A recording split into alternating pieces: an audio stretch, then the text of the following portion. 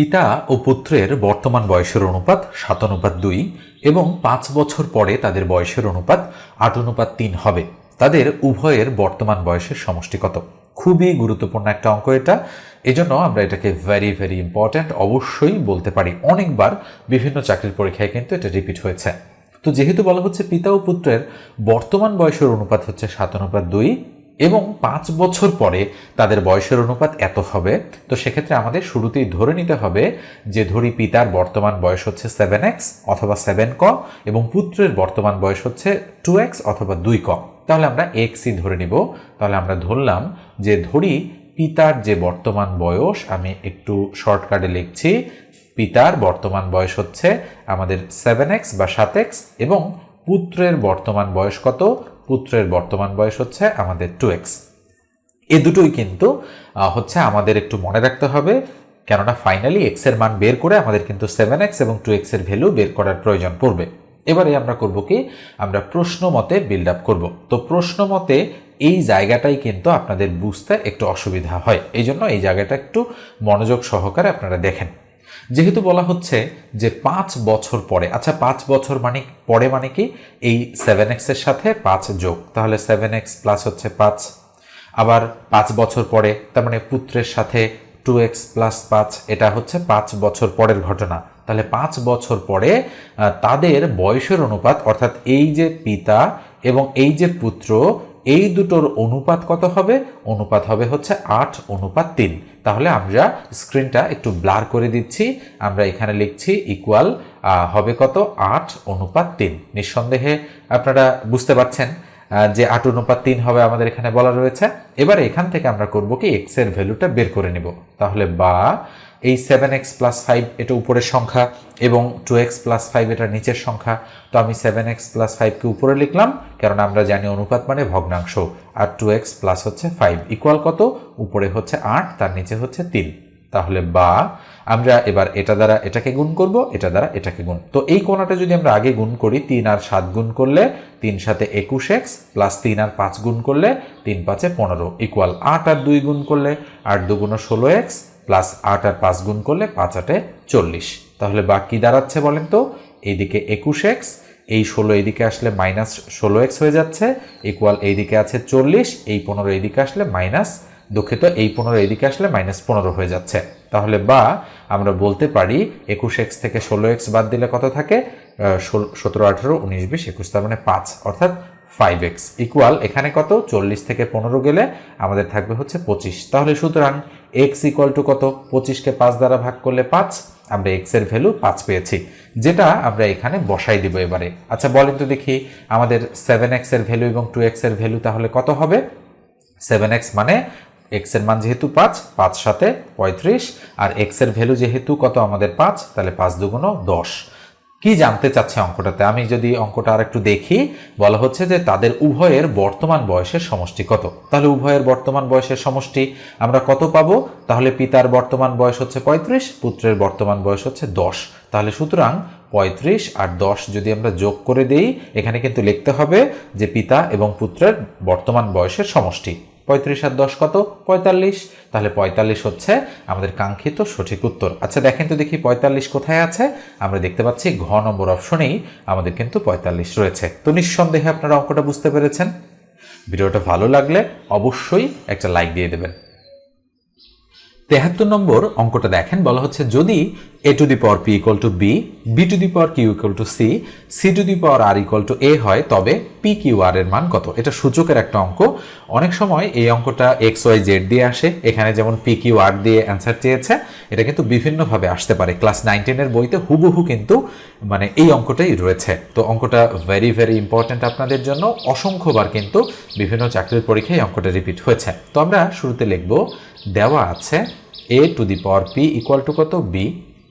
এরপরে আমরা লিখব b two the power q equal to হচ্ছে c, এবং এরপরে লিখব আমরা c two the power r equal to হচ্ছে a। এই তিনটা জিনিস দেওয়া আছে, আমরা লিখে ফেললাম। এবং আমাদের কিন্তু টার্গেট রাখতে হবে সব সময় এটার দিকে যে আমরা p q r এর মান বের করতে চাই। এটা কিন্তু টার্গেট করতে হবে আমাদেরকে। তো আমরা সুতরাং দিয়ে এই তিনটার মধ্যে যে কোনো একটা দিয়ে আমরা অঙ্কটা স্টার্ট করতে পারি। আপনাদের কি মনে হচ্ছে প্রথম, দ্বিতীয়, তৃতীয় আমি কোনটা দিয়ে শুরু করব? ধরেন আমি দ্বিতীয়টা দিয়ে শুরু করলাম। এটা দিয়ে আমরা অঙ্কটা মেলাবো, দেখি মেলাতে পারতেছি কিনা আমরা ঠিকঠাকভাবে। তো আমরা সুতরাং দিয়ে লিখব B to the power Q equal to হচ্ছে সি। এটা লেখা শেষ কিন্তু, হ্যাঁ। এবার আসেন বা আমরা করব, এখানে দেখেন বি এর মান কত দেওয়া আছে, বি মানে এ টু দি পাওয়ার পি। তো বি এর জায়গায় আমরা এ টু দি পাওয়ার পি বসাই দিব এবং তার উপরে আগে থেকে আমাদের কিউ আছে, ইকুয়াল কত, ইকুয়াল হচ্ছে সি। তো এই মানটা বসিয়েছি, এটা আমরা ক্রস করে দিলাম। তাহলে বা বলেন দেখি A to the power P Q হবে কিনা? পাওয়ার পাওয়ার গুণ হয়, অবশ্যই A to the power P Q equal হচ্ছে সি। তাহলে বা এবার আমরা এর মান বসাবো সি টু দি পাওয়ার আর। তাহলে এর জায়গায় আমরা সি টু দি পাওয়ার আর বসাই দিলাম এবং তার উপরে পাওয়ার কে আছে, পি কিউ আছে, ইকুয়াল হচ্ছে সি। তাহলে বা এই যে C two the power, power power গুণ হচ্ছে, তাহলে পি কিউ আর হয়ে যাবে, পি কিউ আর। আমরা আর পি কিউ বলতে পারি, তবে বর্ণানুক্রমিক এগুলো লেখা হয়। দিয়ে দিলাম সি। আচ্ছা বলেন তো দেখি সি এর পাওয়ার কত? অবশ্যই অবশ্যই 1। তাহলে এই বেজ আর বেজ অর্থাৎ সি এবং সি সমান হয়েছে, দুটো আমরা বাদ দিয়ে সুতরাং আমরা পি কিউ আর ইকুয়াল 1 লিখতে পারি। এখানেও কিন্তু একটা সূচকের নিয়ম আমরা কাজ করালাম। সূচকের নিয়মটা কি? আমি যদি নিয়মটা লিখে দিই, ধরেন A to the power X equal to যদি এ টু দি পাওয়ার 5 হয়, তাহলে বেজ আর বেজ সমান হয়েছে, আমরা এক্স ইকুয়াল টু 5 লিখতে পারি। এই জিনিসটাই কিন্তু আমরা এখানে প্রয়োগ করেছি যে বেজ আর বেজ সমান, তাহলে এই দুটো বাদ দিয়ে পাওয়ার ইকুয়াল পাওয়ার আমরা লিখতে পারি। তাহলে কি হচ্ছে, পি কিউ আর এর মান কত? অবশ্যই অবশ্যই আমাদের সঠিক উত্তর হচ্ছে খ নম্বর যে অপশনটা রয়েছে সেটা। তো নিঃসন্দেহে আপনারা বুঝতে পেরেছেন যে কিভাবে এই ধাঁচের প্রশ্নের সমাধান করতে হবে। ৭৪ নম্বর অঙ্কটা দেখেন, পিতার বর্তমান বয়স পুত্রের বয়সের 4 গুণ। 6 বছর পূর্বে পিতার বয়স পুত্রের বয়সের 10 গুণ ছিল।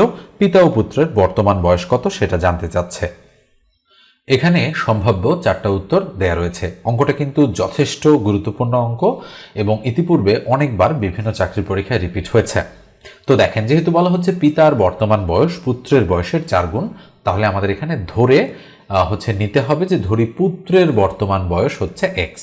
আমরা ধরে নিব যে ধরি পুত্রের যে বর্তমান বয়স, পুত্রের বর্তমান বয়স আমরা এক্স ধরে নিলাম। পুরো লাইন আমি লিখছি না, আপনারা বুঝে নেন যে পুত্রের বর্তমান বয়স এক্স। তাহলে পিতার বর্তমান বয়স কি হবে? পিতার বর্তমান বয়স হবে 4x। কেন? কেননা পিতার বর্তমান বয়স পুত্রের বয়সের 4 গুণ, অর্থাৎ পুত্র যদি এক্স হয়, পিতা হবে এক্স এর 4 গুণ অর্থাৎ 4x। এবারে আসেন আমরা প্রশ্ন মতে বিল্ড আপ করব। আমরা লিখতে পারি প্রশ্ন মতে 6 বছর পূর্বে। আচ্ছা 6 বছর পূর্বের ঘটনা কি? তার মানে পুত্র থেকেও 6 মাইনাস, পিতা থেকেও 6 মাইনাস, এটা হচ্ছে 6 বছর পূর্বের ঘটনা। যদি বলতো পরে তাহলে কিন্তু যোগ হতো, যেহেতু পূর্বে তার মানে মাইনাস হচ্ছে। পিতার বয়স পুত্রের বয়সের 10 গুণ ছিল, অর্থাৎ পিতার বয়সটা পুত্রের বয়সের 10 গুণ ছিল, তার মানে এই দুটো সমান। এই যে অ্যাকর্ডিং টু দ্য কোশ্চেন আমরা বিল্ড আপ করে ফেললাম। এই জায়গাটাতেই কিন্তু আপনাদের যত প্রবলেম, হ্যাঁ, এই জায়গাটা ঠিকমতো আপনি আরেকবার যদি বুঝতে না পারেন তাহলে পিছনে গিয়ে আরেকবার আমার কথাগুলো শুনলেই বুঝতে পারবেন। তাহলে বা 10 দ্বারা এক্সকে গুণ করলে 10x মাইনাস 6 আর 10 গুণ করলে 60 ইকুয়াল এইদিকে 4x মাইনাস হচ্ছে 6। তাহলে বাকি হচ্ছে 10x, এই 4 এইদিকে আসলে মাইনাস 4x আর এইদিকে মাইনাস 6 আর এই মাইনাস 60 এদিকে আসলে প্লাস 60 হয়ে যাচ্ছে। তাহলে বাকি দাঁড়াচ্ছে 10x থেকে 4x গেলে থাকবে 6x ইকুয়াল 60 থেকে 6 গেলে কত থাকবে 54। তাহলে আমরা বলতে পারি বা x ইকুয়াল টু উপরে 54 তার নিচে হচ্ছে 6। এখন যদি আমরা এটা কাটাকাটি করি, কাটাকাটি করলে কত হবে 6 নং 54। তাহলে সুতরাং x এর ভ্যালু আমরা পাচ্ছি কত 9। তো x এর ভ্যালু যেহেতু 9 পেয়েছি, বলেছে পিতা ও পুত্রের বর্তমান বয়স কত। আচ্ছা বলেন তো পিতা ও পুত্রের বর্তমান বয়স আমরা কত ধরেছি? পুত্র ধরেছি x, পিতা ধরেছি 4x। তাহলে আমাদের পিতা ও পুত্রের বর্তমান বয়স হবে, যেহেতু x এর ভ্যালু 9 তার মানে পুত্রের বয়স হচ্ছে 9, আর যেহেতু পিতার বয়স হচ্ছে 4x তাহলে 4 দ্বারা 9কে গুণ করলে 4 নং 36। এটা হচ্ছে পিতা, এটা হচ্ছে পুত্র। কোথায় আছে দেখেন তো, এই যে 36 বছর এবং 9 বছর। দেখেন পিতা কিন্তু শুরুতে আছে, পুত্র তারপরে। এই জন্য অ্যান্সারেও পিতা শুরুতে, পুত্র হচ্ছে তারপরে। আমরা যদি এটা দাগাই, আমরা যদি দেখি কত, হ্যাঁ এক্স্যাক্টলি এটাই হচ্ছে আমাদের সঠিক উত্তর। 75 নম্বর অঙ্কটা দেখেন, বলেছে দুটি ক্রমিক সংখ্যার বর্গের অন্তর 23 হলে সংখ্যাদ্বয় কত। খুবই ইজি একটা অঙ্ক, কিন্তু তারপরেও বিভিন্ন চাকরির পরীক্ষায় কিন্তু হাজার হাজার বার রিপিট হয়। আমি শত শতবার বললে ভুল হবে, এটা হাজার হাজার বার রিপিট। যেহেতু বলা হচ্ছে দুইটি ক্রমিক সংখ্যার বর্গের অন্তর 23 হলে সংখ্যাদ্বয় কত, আমরা এটার জন্য দুটো শর্টকাট মেথড ব্যবহার করতে পারি আর একটা ডিটেলস মেথড ব্যবহার করতে পারি। তো আমি শুরুতে আপনাদেরকে ডিটেলস মেথডটা দেখাচ্ছি, তারপরে শর্টকাট দুটো দেখাবো। একটু মনোযোগ সহকারে আপনারা অঙ্কটা দেখতে থাকেন।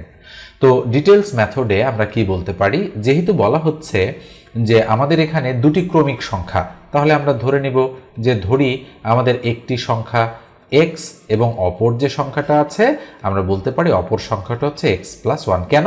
যেহেতু ক্রমিক। ক্রমিক মানে কি, 1-এর পর 2, 2-এর পর 3, 3-এর পর 4, অথবা যদি 10 থেকে শুরু হয় 10-এর পর 11, তারপরে 12, তারপরে 13, এগুলো হচ্ছে ক্রমিক বা ধারাবাহিক সংখ্যা, যার ইংরেজি হচ্ছে কনজিকিউটিভ নাম্বার। তাহলে একটা সংখ্যা x আর অপর সংখ্যাটা হচ্ছে x+1। এখন আমরা প্রশ্ন মতে বিল্ড আপ করবো। তো বলা হচ্ছে এই দুটো সংখ্যার বর্গের অন্তর হচ্ছে 23। বর্গের অন্তর কি? বর্গ মানে এটার বর্গ মানে এটার হোল স্কোয়ার আর এটার স্কোয়ার, এই দুটোর অন্তর মানে বিয়োগফল। তো এই দুটোর মধ্যে বড় সংখ্যা কোনটা? এটা আমরা শুরুতে লিখব যে x+1 এবং x, এই দুটোর বর্গের অন্তর কত? 23। তাহলে দিয়ে দিলাম 23, বা কি দাঁড়াচ্ছে a² + 2ab + b², তার মানে x² + 2 ইন্টু a বলতে x ইন্টু b বলতে 1 প্লাস 1 এর উপর square R -x² equal to কত? 23। তাহলে বাকি হবে এই যে দেখেন -x² + x² ক্রস 2x আর 1 গুণ করলে হবে 2x প্লাস 1 এর উপর স্কোয়ার মানে 1 ইকুয়াল হচ্ছে 23। তাহলে বা 2x ইকুয়াল 23, এই 1 এদিকে আসলে বিয়োগ হয়ে যাবে, তাহলে 23 থেকে 1 বাদ দিলে কত হবে? 22। তো সুতরাং x ইকুয়াল টু 22কে 2 দ্বারা ভাগ করলে কত হবে? 11। তাহলে 22কে 2 দ্বারা ভাগ করলে যেহেতু 11 হচ্ছে, তাহলে আমরা বলতে পারি একটা সংখ্যা হচ্ছে 11। দেখেন আমি একটু মার্ক করে দিচ্ছি, এই সংখ্যাটা হচ্ছে 11 আর এই সংখ্যাটা কত? অবশ্যই 11 আর 1 12। যেহেতু x এর মান 11, তাহলে 11 + 1 মানে কত? 12। আমাদের 11 এবং 12 কোথায় অ্যান্সারে আছে? আমরা যদি অ্যান্সারটা দাগাই এক্স্যাক্টলি ক নম্বর অ্যান্সারটাই আমাদের কিন্তু সঠিক উত্তর। এবার আসেন এই অঙ্কটা আমি কি বলেছিলাম, দুটো শর্টকাট মেথড আমি আপনাদেরকে দেখাবো। তো শর্টকাট মেথড নাম্বার 1, শর্টকাট মেথডে আপনারা কি করবেন, যখন দেখবেন যে দুটি ক্রমিক সংখ্যার বর্গের অন্তরটা দেওয়া আছে এবং সংখ্যাদ্বয় কত সেটা জানতে চাচ্ছে, তাহলে শর্টকাট মেথডে আমরা করব কি, আমরা 23-এর সাথে 1 যোগ করে 2 দ্বারা ভাগ করব, তাহলে বড় সংখ্যাটা পাবো, আর এই 23-এর সাথে 1 বিয়োগ করে 2 দ্বারা ভাগ করলে আমরা ছোট সংখ্যাটা পাবো। আমি আবারও বলছি, যেহেতু বর্গের অন্তর দেওয়া আছে, নিয়ম হচ্ছে বর্গের অন্তরের সাথে 1 যোগ করে 2 দ্বারা ভাগ করলে বড়টা পাওয়া যায়, আর নিয়ম হচ্ছে বর্গের অন্তর থেকে 1 বিয়োগ করে 2 দ্বারা ভাগ করলে ছোটটা পাওয়া যায়। 23 আর 1 24, 24কে 2 দ্বারা ভাগ করলে 12, 23 থেকে 1 বাদ দিলে 22, 22কে 2 দ্বারা ভাগ করলে 11। শর্টকাট মেথডে 11 12 আপনারা পেয়ে গিয়েছেন, এটাই অ্যান্সার। এবার আসেন আর একটা মেথড, সুপার শর্টকাট মেথড যদি আমি বলি, এটা হচ্ছে 2। হ্যাঁ, এটা শর্টকাট মেথড 1 আর এটা শর্টকাট মেথড 2, এটাকে আমরা বলছি সুপার শর্টকাট মেথড। মনে রাখবেন এই ধাঁচের অঙ্ক 2 সেকেন্ডের মধ্যেই আপনি অ্যান্সার বের করতে পারবেন। কিভাবে? যেহেতু বর্গের অন্তর বলা আছে 23, আপনি অপশনগুলো খেয়াল করবেন যে কোন অপশন দুটো মানে যোগ করলে 23 হচ্ছে। আচ্ছা বলেন তো, 9 আর 10 19 হচ্ছে না, 13 আর 12 25 হচ্ছে না, 10 আর 11 কত হচ্ছে? 21 হচ্ছে না, 23। 11 আর 12 23, তার মানে এটাই রাইট। দেখেন তো বোঝেন কিনা? আসলে ডিটেলস মেথড কিন্তু আগে শিখতে হবে আপনাদের, দেন আপনি শর্টকাট মেথড অ্যাপ্লাই করতে পারবেন খুব ভালোভাবে এবং দীর্ঘদিন আপনার কিন্তু মনে থাকবে। যদি আপনি শুধু শর্টকাট শিখেন সেক্ষেত্রে কিন্তু একটু মানে কম বেশি হলেই আপনি আর অঙ্ক করতে পারবেন না। এই জন্য আমি বলি যে আপনাদের অবশ্যই ডিটেলস মেথড আগে শেখা জরুরি, কেননা ডিটেলসটা যেমন আপনার এমসিকিউ পরীক্ষাতে কাজে লাগে, সেরকম আপনার রিটেন পরীক্ষাতেও কাজে লাগে ডিটেলস মেথডটা। তবে শর্টকাট মেথড যদি আপনি আবার না শিখেন, এমসিকিউ পরীক্ষায় তো খুবই কম সময় পাওয়া যায় পরীক্ষাগুলোতে, তাই না? তো সেক্ষেত্রে আপনার কিন্তু প্রবলেম হয়ে যাবে। এই জন্য এটাও শেখা জরুরি। অঙ্ক কত দ্রুত আপনি করতে পারতেছেন সেটার উপরই কিন্তু নির্ভর করে চাকরির পরীক্ষায় টেকা না টেকা। যদি ধরেন আমি নিবন্ধন পরীক্ষার কথা বলি, 25টা অঙ্ক আসে, প্রাইমারির কথা বলি 20-22টা অঙ্ক সেখানে চলে আসে। বিসিএস এর কথা বলি, বিসিএস এ আপনি এমসিকিউ অংশ বলেন, রিটেন অংশ বলেন, সব জায়গাতেই কিন্তু গণিত এবং মানসিক দক্ষতা এই দুটোর খুবই হচ্ছে প্রয়োজনীয়তা রয়েছে। আপনাদের কিন্তু গণিত ছাড়া কখনোই সম্ভব না এই পরীক্ষাগুলোতে টেকা। তো এই জন্য আমার কাছে যদি আপনারা শিখতে চান চাকরির গণিত, যদি আমার পড়ানোর স্টাইল ভালো লাগে, যদি বুঝতে পারেন আমার কাছে, আমার কথাগুলো যদি বুঝতে পারেন এবং আমার অঙ্ক করানোর স্টাইল যদি আপনাদের ভালো লাগে, তাহলে অবশ্যই আমার কোর্সে জয়েন করবেন। আমি নিবন্ধনের জন্য একটা ব্যাচ অলরেডি শুরু করে দিয়েছি, দ্বিতীয় ব্যাচে ভর্তি নিচ্ছি। তো ভর্তি হওয়ার জন্য 01642702760 এই নম্বরে হোয়াটসঅ্যাপে টেক্সট দিয়ে আমার সঙ্গে যোগাযোগ করবেন। অবশ্যই হোয়াটসঅ্যাপে টেক্সট করতে হবে, নর্মাল কলে আপনি কিন্তু পাবেন না। আর কোর্স ফি হচ্ছে 510 টাকা। এটা পূর্ণাঙ্গ একটা কোর্স, চাকরির গণিতের শুধু নিবন্ধন নয়, প্রাইমারি বলেন বা অন্যান্য বিভিন্ন গ্রেডের চাকরির পরীক্ষা বলেন, সবগুলোর জন্য কিন্তু হয়ে যাবে। আমি এমসিকিউ এবং হচ্ছে রিটেন দুটোর জন্যই কিন্তু একসাথে শেখাই। তো আপনার জন্য এই কোর্সটা অবশ্যই মানে খুবই ভালো হবে আমি বলতে পারি। আর পিডিএফ শিট আপনি পাবেন, যখন যে চ্যাপ্টার ক্লাস নিব তখন সেই চ্যাপ্টারের পিডিএফ আমি প্রোভাইড করব। পাশাপাশি বাংলা, ইংরেজি, সাধারণ জ্ঞান এবং তথ্য প্রযুক্তি অন্যান্য পিডিএফগুলো আমি আপনাদেরকে দিব। সেগুলোর পরিপ্রেক্ষিতে আমি আপনাদের মডেল টেস্ট নেওয়ার চেষ্টা করব, যাতে করে পরীক্ষায় আপনি কমপক্ষে হচ্ছে 20টা মডেল টেস্ট দিয়ে নিজেকে আরও হচ্ছে মানে বেটার করে তুলতে পারেন। ঠিক আছে, তো আজকে আমরা তাহলে এই অঙ্কটা এই পর্যন্তই রাখছি। যদি ভালো লাগে তাহলে অবশ্যই একটা লাইক দিয়ে দেবেন। আমি এটা মুছে দিচ্ছি, এখন মুছে দিয়ে আমি পরের প্রশ্নে যাচ্ছি। এটা দেখেন, 76 নম্বর যে অঙ্কটা রয়েছে, বলা হচ্ছে 6300 সংখ্যাটিকে কত দ্বারা গুণ করলে সংখ্যাটি পূর্ণবর্গ হবে। তো এখানে গুণ বলুক আর ভাগ বলুক, এই যে বলেছে কত দ্বারা গুণ করলে, গুণ না বলে যদি ভাগ বলতো তাহলে একই প্রসেস অবলম্বন করতাম এবং অ্যান্সারও সেম হতো। তাহলে গুণ বললেও যে অ্যান্সার, ভাগ বললেও কিন্তু সেই একই অ্যান্সার আমরা দাগাবো। এটা শুরুতে আমি বলে দিলাম। তো আসেন আমরা 6300 সংখ্যাটিকে কত দ্বারা গুণ করলে সংখ্যাটি পূর্ণবর্গ হয় এটা আমরা দেখব। তো আমরা করব কি, 6300 এর লসাগু করব। মনে রাখতে হবে যে এই অঙ্কগুলোর ক্ষেত্রে লসাগু করতে হয়। তো 2 দ্বারা ভাগ যায়, 3 দুগুণ 6, তাহলে 3কে ভাগ যাচ্ছে 2, 1কে 2, আচ্ছা আমরা 30কে ভাগ করি, 15 দুগুণ 30, আর এই শূন্যটা দিয়ে দিলাম। আবার 2 দ্বারা ভাগ যায়, 15 দুগুণ 30 থাকে কত 1, 15, 7 দুগুণ 14 থাকে কত 1, 10, 5 দুগুণ 10। এবার 7 5 12, 12 6 18, এবার 3 দ্বারা ভাগ যায়, তাহলে 3 5 15, 3 দুগুণ 6 থাকলো 1, আবার 3 5 15। আবার 3 দ্বারা যায়, কত হয় 3 1 3 থাকে কত 2, 22, 3 7 21 থাকে 1 15, 3 5 15। এবার 5 দ্বারা ভাগ যায়, তাহলে 3 5 15 থাকে 2 25, 5 5 25। আবার 5 দ্বারা যায়, 5 7 35। এবার দেখেন আমরা সংখ্যাগুলোকে সিরিয়ালি লিখছি। 2 কয়টা, 2টা, তাহলে 2 গুণন 2 এটা এক জোড়া। 3 কয়টা, 2টা, তাহলে 3 গুণন 3 এক জোড়া। 5 কয়টা, 2টা, তাহলে 5 গুণন 5 এটাও এক জোড়া, টান দিলাম, গুণন এখানে আছে 7, 7-এর কিন্তু কোনো জোড়া নেই। তো যেটার জোড়া নেই তো সেটাই হচ্ছে আমাদের সঠিক উত্তর। 7-এর জোড়া এখানে 7 হলে 7 7 মিলে যেত, তাহলে 1 জোড়া, 2 জোড়া, 3 জোড়া, 4 জোড়া, তার মানে জোড়া জোড়া যেহেতু পূর্ণবর্গ, বর্গ মানেই কিন্তু জোড়া জোড়া। যেমন আমি যদি বলি 100, 100 মানে কিন্তু 10-এর স্কোয়ার, এটা কিন্তু পূর্ণবর্গ। ওকে, কেননা 10 গুণন 10, এই জন্য যেহেতু 7-এর জোড়া নেই, তার মানে এই পুরো সংখ্যাটাকে যদি আমি 7 দ্বারা গুণ করতে পারি তাহলে এটা কি হয়ে যাবে, পূর্ণবর্গ হয়ে যাবে। আমাদের সঠিক উত্তর তাই ঘ নম্বর যে অপশনটা রয়েছে সেটা। 77 নম্বর যে অঙ্কটা রয়েছে, দেখেন দুইটি সংখ্যার অনুপাত 4:5 এবং তাদের লসাগু 160 হলে ক্ষুদ্রতর সংখ্যাটি কত, এটা আমাদের বের করতে বলা হচ্ছে। সম্ভাব্য 4টা উত্তর রয়েছে। আমরা কিন্তু দেখা মাত্রই এই ধাঁচের প্রশ্নের উত্তর করতে পারি, তবে অবশ্যই আপনাদের একটু বেসিক শিখতে হবে, না হলে কিন্তু এগুলো আপনারা ভুল করে ফেলবেন। তো দেখেন দুটি সংখ্যার অনুপাত দেওয়া আছে 4:5, তাহলে আমি বললাম যে ধরি একটা সংখ্যা হচ্ছে আমার 4x এবং অপর সংখ্যাটা হচ্ছে আমাদের কত, 5x।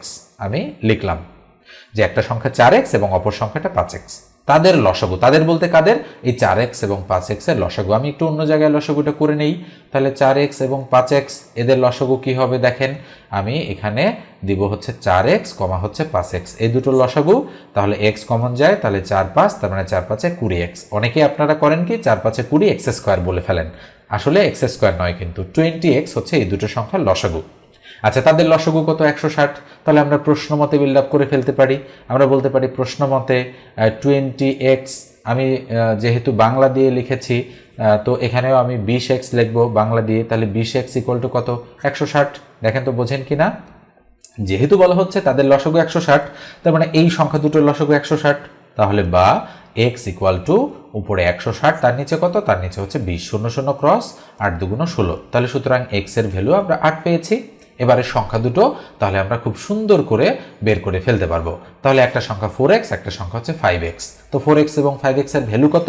যেহেতু x এর ভ্যালু 8, তাহলে 4 8 32 একটা আর 5 8 40 একটা। এবার বলা হচ্ছে ক্ষুদ্রতর সংখ্যাটি কত। আচ্ছা বলেন তো এই দুটোর মধ্যে ছোট সংখ্যা কোনটা? 4x আর বড় সংখ্যাটা 5x। আমরা এখান থেকেই বুঝতে পারতেছি ছোটটা 32 আর বড়টা 40।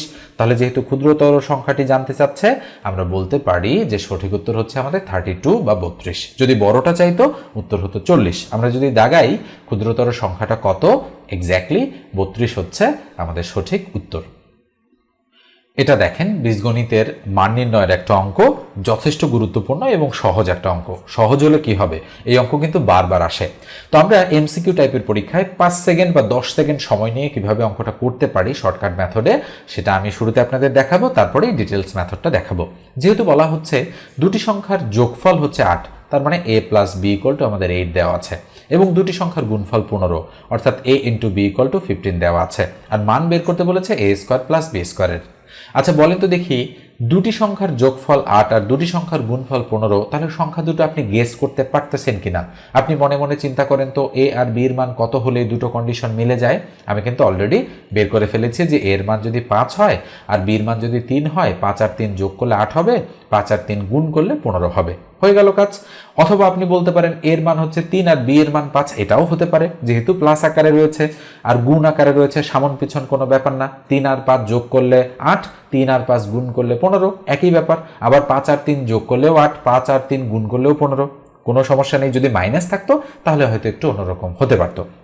তো দেখেন তাহলে এর মান আমরা কত পাচ্ছি? 5, এবং বি এর মান আমরা কত পাচ্ছি? 3। কোনো সূত্র কিন্তু আমি প্রয়োগ করছি না, জাস্ট আমি মাথা খাটাচ্ছি এখানে। তাহলে এ স্কোয়ার প্লাস বি স্কোয়ারের ভ্যালু কত হবে? তাহলে A square plus B square হবে, দেখেন এর মান হচ্ছে 5, 5 এর স্কোয়ার মানে 25, প্লাস বি স্কোয়ার, বি এর মান হচ্ছে 3, 3 3 9, 25 আর 9 কত? 25 আর 9 আমাদের হচ্ছে 34 বা 34। দেখেন তো 34 আছে কিনা? আমরা দেখতে পাচ্ছি গ নম্বর অপশনে 34 রয়েছে। তো নিশ্চয়ই বুঝতে পেরেছেন। এবার আসেন, যদি আমি অনুসিদ্ধান্ত প্রয়োগ করে অঙ্কটা করি, তাহলে শুরুতে আমাকে লিখতে হবে দেওয়া আছে একেবারেই প্রসেস অনুযায়ী। কি দেওয়া আছে? a প্লাস বি এর ভ্যালু হচ্ছে 8, এবং লিখে দিব এ বি এর ভ্যালু কত? এ বি এর ভ্যালু হচ্ছে 15। তাহলে সুতরাং আমাকে বের করতে হবে এ স্কোয়ার প্লাস বি স্কোয়ারের ভ্যালু। তাহলে A square plus B square equal অনুসিদ্ধান্ত কি? A plus B whole square minus হচ্ছে 2ab। নিশ্চয়ই জানেন আপনারা এই অনুসিদ্ধান্তটা, এটা তো খুব একটা কঠিন অনুসিদ্ধান্ত নয়, তাই না? এবং দেওয়া আছে মানের পরিপ্রেক্ষিতেই কিন্তু আমরা অনুসিদ্ধান্তগুলো প্রয়োগ করব। যদি মাইনাস থাকতো, এখানে মাইনাসের মান দেওয়া থাকতো, এখানে মাইনাস বসাতাম, এখানে প্লাস বসাতাম, হয়ে গেল।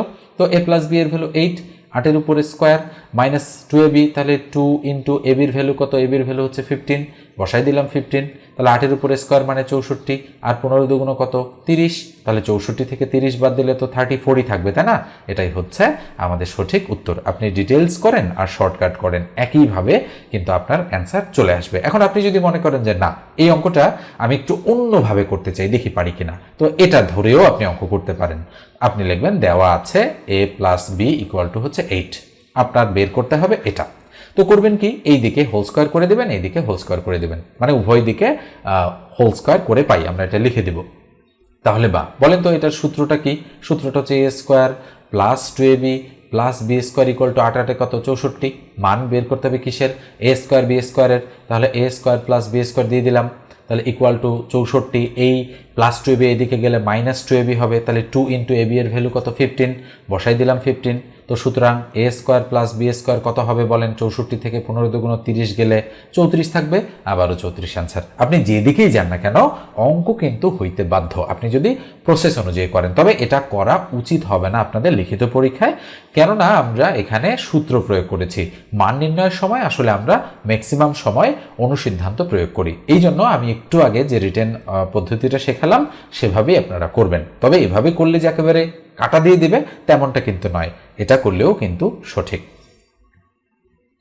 এই অঙ্কটা খুবই সহজ, কিন্তু তারপরেও পরীক্ষায় আসলে আপনাদের কিন্তু ভুল হওয়ার একটা সম্ভাবনা থেকে যায়। কেন ভুল হয় তা আমি একটু বলে দিই। যেহেতু বলেছে 60 জনের ছাত্রের মধ্যে 42 জন ফেল করলে পাশের হার কত, আপনারা অনেক সময় করেন কি যে 60 জনের মধ্যে 42 জন ফেল করেছে, দিয়ে দিলাম 42, তাহলে যেহেতু হার কত জানতে চাচ্ছে, পাশের হার কত, তাহলে গুণ করে দেবো আমি 100 দ্বারা। 0 0 কাটা, 6 7 42, 7 7 আর 10 গুণ করলে 7 10 70% অ্যান্সার বের করলেন। কিন্তু দেখতে পাচ্ছেন যে 70% তো কোথাও অ্যান্সার নেই। তার মানে ঝামেলা হয়ে গেল আপনাদের। এটা অঙ্কটা কি ভুল আছে আপনারা হয়তো ভাবছেন, কিন্তু না। এখানে একটা বিষয় খেয়াল করে দেখেন যে আমাদের কিন্তু পাশের হার কত সেটা জানতে চাচ্ছে, পাশের হার কত। আর অঙ্কে যে তথ্য দেওয়া আছে সেখানে বলা আছে মোট ছাত্র কতজন, 60 জন। তাহলে আমরা বলতে পারি যে মোট ছাত্র আমাদের কত, 60। তাহলে 42 জন কি ফেল করেছে, তাহলে ফেল ছাত্র হচ্ছে কত, 42। তাহলে সুতরাং পাশ করেছে কতজন, অবশ্যই 60 থেকে যদি আমি 42 বাদ দিয়ে দেই তাহলে 18 জন পাশ করেছে, তাই না? তাহলে পাশ করেছে 18 জন। যেহেতু পাশের হার জানতে চাচ্ছে তাহলে আমরা কি করব, এই যে দেখেন পাশের হার কত, তাহলে সুতরাং আমরা বলবো পাশের হার ইকুয়াল, আমি কিন্তু লিখে লিখে করাচ্ছি, 60 জনের মধ্যে পাশ করেছে কত, 18 জন, গুণন কত, 100, 0 0 কাটা, 3 6 18, 3 আর 10 গুণ করলে 3 10 30%। তাহলে 30% আমাদের কি করেছে, পাশ করেছে। ওকে, তো এভাবেই বুঝে বুঝে আপনাদের অঙ্ক করতে হবে, নচেত সহজ অঙ্কও কিন্তু একটু মাথা গোলমাল করলে আপনাদের ভুল হয়ে যেতে পারে। 92 নম্বর অঙ্কটা দেখেন, 0.02 এর 5% কত। তো যেহেতু একেবারেই খুবই ছোট একটা সংখ্যা, সেক্ষেত্রে দশমিকের ক্যালকুলেশন এবং পার্সেন্টেজের ক্যালকুলেশন করতে আপনাদের অনেক সময় কিন্তু ভুল হয়ে যেতে পারে। তাহলে আমরা প্রসেস অনুযায়ী লিখছি 0.02 এর কত শতাংশ, 5%। তো শতাংশ যার সাথে আছে তাহলে 0.02 এর 5% মানে কি, উপরে 5 তার নিচে কত, 100 দিয়ে দিলাম। তো দশমিক যদি আমরা তুলে দেই তার নিচে একটা 1 থাকে, আর 2 ঘরের জন্য দুটো শূন্য হয়। তাহলে উপরে 2, তার নিচে 100, মাঝখানে এর, উপরে 5, তার নিচে কত, 100। তাহলে 5 দ্বারা যদি আমি 100কে কাটি, 5 বেশি 100। 2 দ্বারা যদি আমি 20কে কাটি, 10 2 20, তাহলে উপরে থাকলো 1। তাহলে উপরে 1 আর তার নিচে কত, 1 0 আর 1 2টা শূন্য, তাহলে একটা 1 দিয়ে 3টা শূন্য, তাহলে 1/1000। তো আমরা যদি 1000 দ্বারা 1কে ভাগ করি তাহলে দশমিক দিয়ে একটা শূন্য নিতে পারি, ভাগ যায় না। আরেকটা শূন্য দিয়ে আরেকটা শূন্য নিলাম, ভাগ যাচ্ছে না। এবার আরেকটা শূন্য দিয়ে যখনই আরেকটা শূন্য নিলাম, এবারে কিন্তু ভাগ যাচ্ছে। তো 1000 1কে কত হবে, 1000। তাহলে মিলে গেল। তাহলে 0.001, অথবা আমি অ্যান্সারটাকে এভাবেও লিখতে পারি 0.001। দেখেন তো এটা কোথায় আছে, আমরা দেখতে পাচ্ছি এটা আমাদের ঘ নম্বর অপশনে রয়েছে।